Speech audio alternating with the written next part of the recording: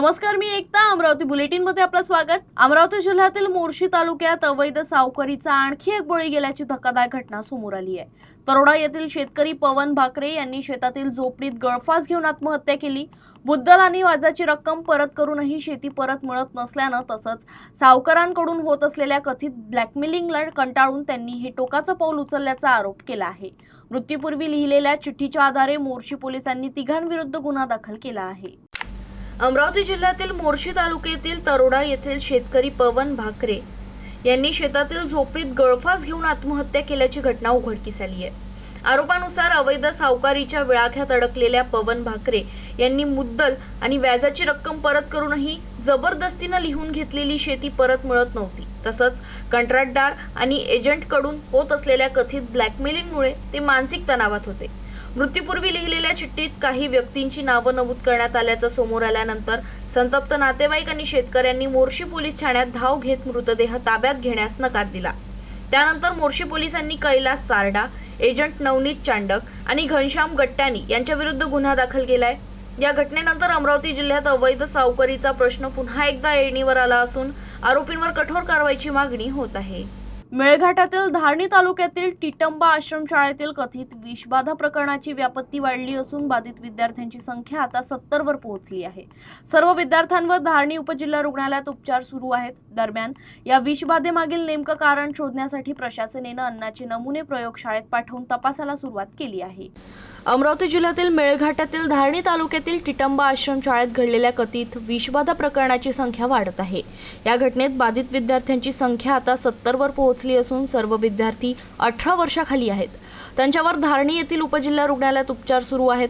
गुरुवारी रात्रीचं जेवण केल्यानंतर विद्यार्थ्यांना मळमळ, उलट्या, पोटदुखी आणि जुलाबाचा त्रास सुरू झाला. त्यानंतर सर्व विद्यार्थ्यांना तातडीनं रुग्णालयात दाखल करण्यात आलं.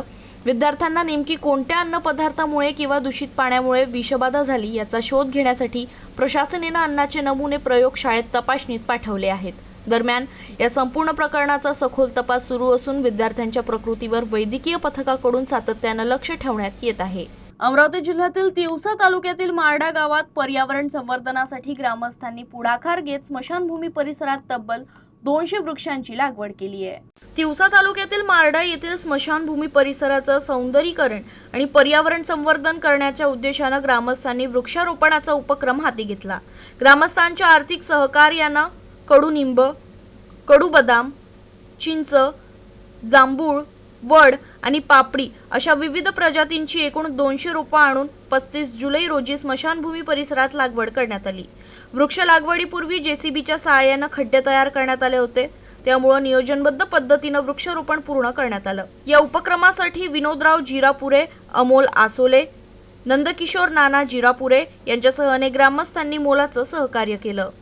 मेळघाटातील कुपोषणाचा प्रश्न नियंत्रणात आणण्यासाठी राज्य सरकारकडून व्यापक उपाययोजना राबवण्यात येणार असल्याची माहिती महिला व बालविकास मंत्री अदिती तटकरे यांनी दिली. धारणी इथं आयोजित आढावा बैठकीत त्यांनी कुपोषण, बालविवाह, माता बाल संगोपन आणि अंगणवाडी सक्षमीकरणाबाबत अधिकाऱ्यांना विविध सूचना दिल्या आहेत. अमरावती जिल्ह्यातील मेळघाटातील चिखलदरा आणि धारणी तालुक्यातील कुपोषणाच्या प्रश्नावर महिला व बालविकास मंत्री अदिती तटकरे यांनी धारणी तहसील कार्यालयात आढावा बैठक घेतली. यावेळी त्यांनी मेळघाटातील कुपोषण नियंत्रणासाठी माता आणि बाल संगोपनाच्या विविध योजनांची प्रभावी अंमलबजावणी करण्याचे निर्देश दिले. बालविवाहामुळे कमी वयात मातृत्व येत असल्यानं कुपोषित बालकं जन्माला येण्याची शक्यता वाढते. त्यामुळे बालविवाह रोखण्याबरोबरच मातांना पोषक आहाराबाबत मार्गदर्शन करण्यासाठी महिला सेविकांना विशेष प्रशिक्षण देण्यात येणार असल्याचं त्यांनी सांगितलं. तसंच बाळाच्या जन्मानंतर पहिल्या 1000 दिवसांच्या पोषणावर विशेष भर दिला जाणार असून आदिवासी नागरिकांना त्यांच्या स्थानिक भाषेत आरोग्यविषयक माहिती देण्याची व्यवस्था करण्यात येणार आहे.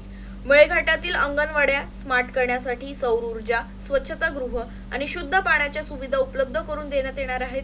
गरोदर महिलांना अंगणवाडीतच पोषक आहार मिळावा यासाठी ही विशेष प्रयत्न केले जाणार असल्याचं त्यांनी स्पष्ट केलं. याशिवाय जिल्हा नियोजन निधीतून मंजूर अंगणवाडी बांधकाम वेळेत पूर्ण करण्याचे निर्देश देतानाच आदिवासी समाजातील आरोग्यविषयक गैरसमज दूर करण्यासाठी जनजागृती करण्यावर भर देण्याच्या सूचनाही त्यांनी दिल्या.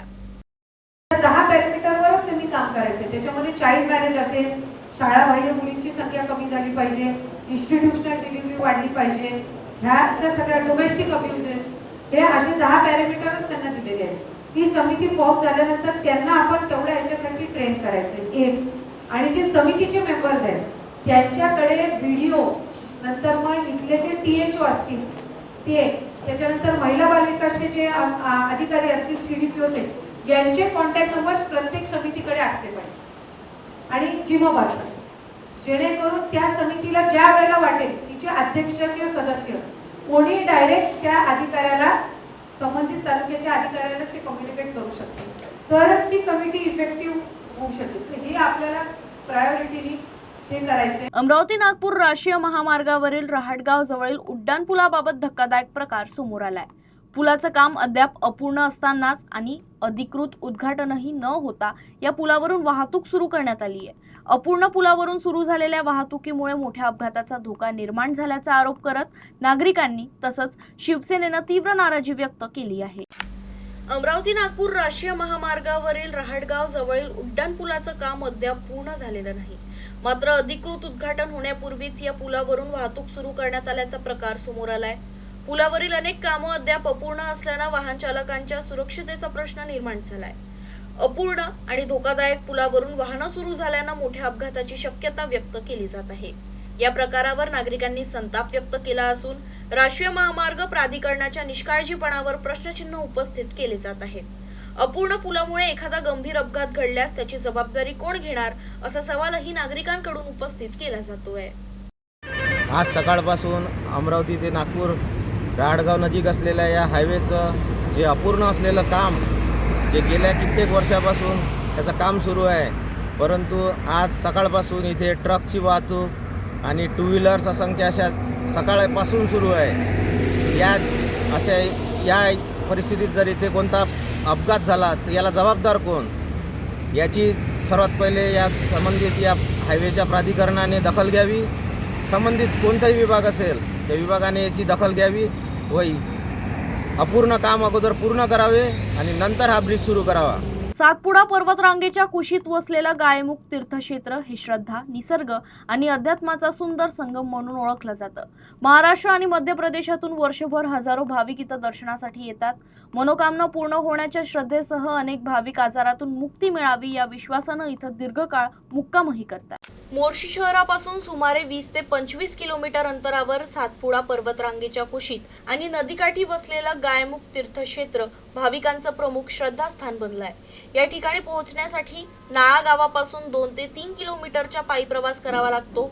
डोंगर, दऱ्या, हिरवाई आणि नदीच्या सानिध्यातून जाणारा हा मार्ग भाविकांना वेगळाच आध्यात्मिक अनुभव देतो. स्थानिकांच्या मते इथं मनोभावे केलेली प्रार्थना आणि नवस पूर्ण होतात. त्यामुळे महाराष्ट्रासह मध्य प्रदेशातूनही मोठ्या संख्येनं भाविक दर्शनासाठी येत असतात.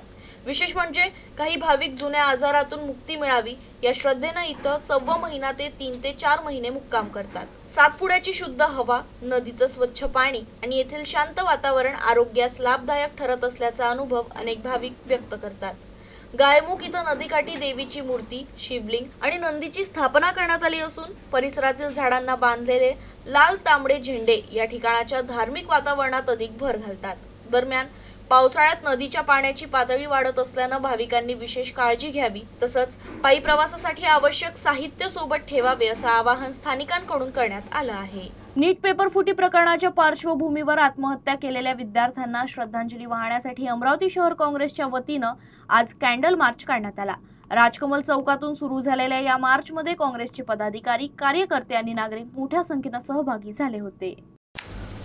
नीट पेपर फुटी प्रकरणाच्या पार्श्वभूमीवर आत्महत्या केलेल्या विद्यार्थ्यांना श्रद्धांजली अर्पण करण्यासाठी अमरावती शहर काँग्रेसच्या वतीनं कॅन्डल मार्चचं आयोजन करण्यात आलं. अमरावतीतील राजकमल चौकातून या कॅन्डल मार्चला सुरुवात झाली. हातात मेणबत्त्या घेऊन काँग्रेसचे पदाधिकारी, कार्यकर्ते आणि नागरिकांनी विद्यार्थ्यांना भावपूर्ण श्रद्धांजली वाहिली. यावेळी नीट परीक्षा प्रक्रियेत झालेल्या कथित गैरव्यवहाराबाबत सरकारवर टीका करत काँग्रेसच्या वतीनं जोरदार घोषणाबाजी करण्यात आली. विद्यार्थ्यांना न्याय मिळावा, दोषींवर कठोर कारवाई व्हावी आणि भविष्यात अशा घटना पुन्हा घडू नयेत अशी मागणी आंदोलनकर्त्यांनी केली. आजच्या बातमीपत्रात इतकंच. पाहत रहा UCN.